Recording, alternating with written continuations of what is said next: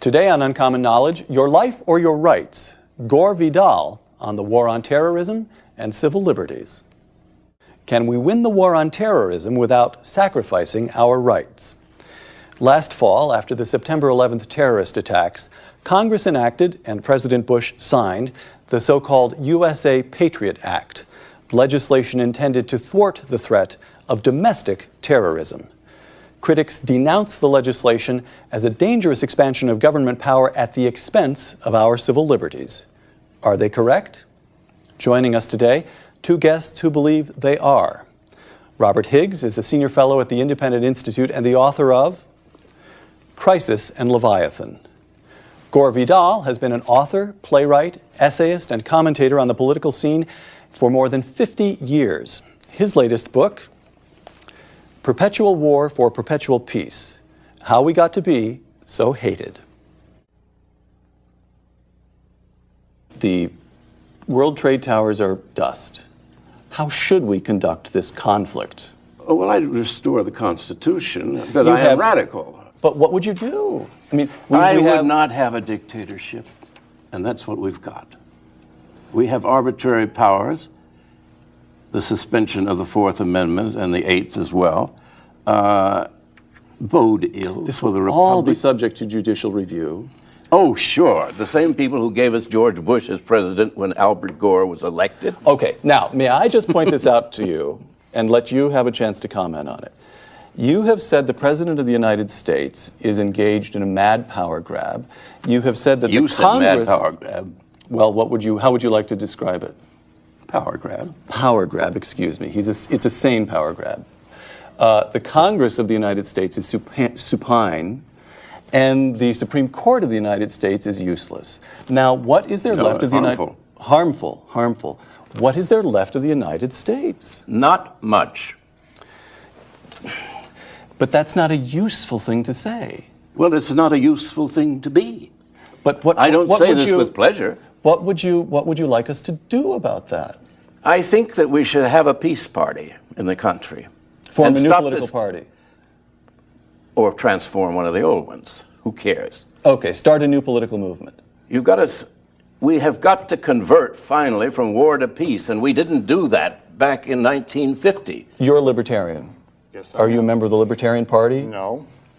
True libertarians aren't members. Oh, is that so? Yes. All right.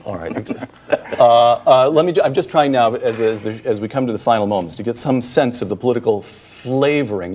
Ralph Nader, would that have been the kind of thing you'd have supported? He's ridiculous. Ridiculous. However, I assume now let me try. Pat Buchanan, his last book was entitled "A Republic, Not an Empire." Yes, which is a direct steal from me, which I'm happy. It's for everyone. So you and Pat Buchanan are allies? No, we agreed on that. All right. That empire is not in our future and ought not to be, because we lose the Republic. Now, maybe you don't like the Republic. Many people don't.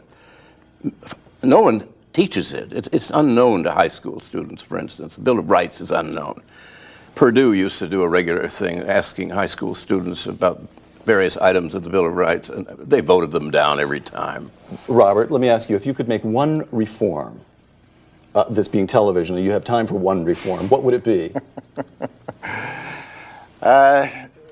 That's very tough. I'm not very optimistic about making reforms until the population of the United States recovers a belief in limited government.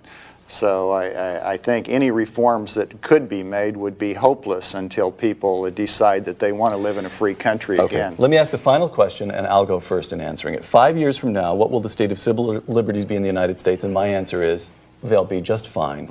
They will be reasonably calibrated against whatever threat we face at the time. Due process, legal, judicial review will still be in place. The president and his cabinet will still get raked over the coals by members of Congress. It'll be okay.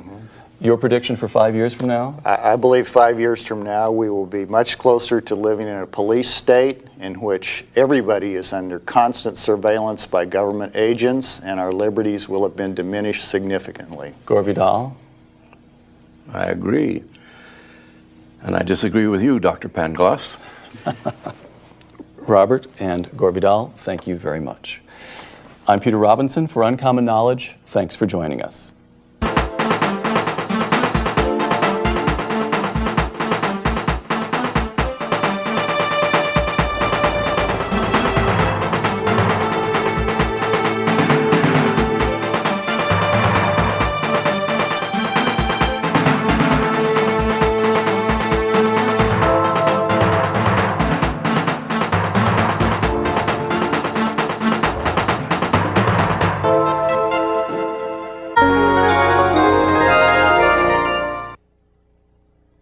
Funding for this program was provided by the John M. Olin Foundation and the Star Foundation.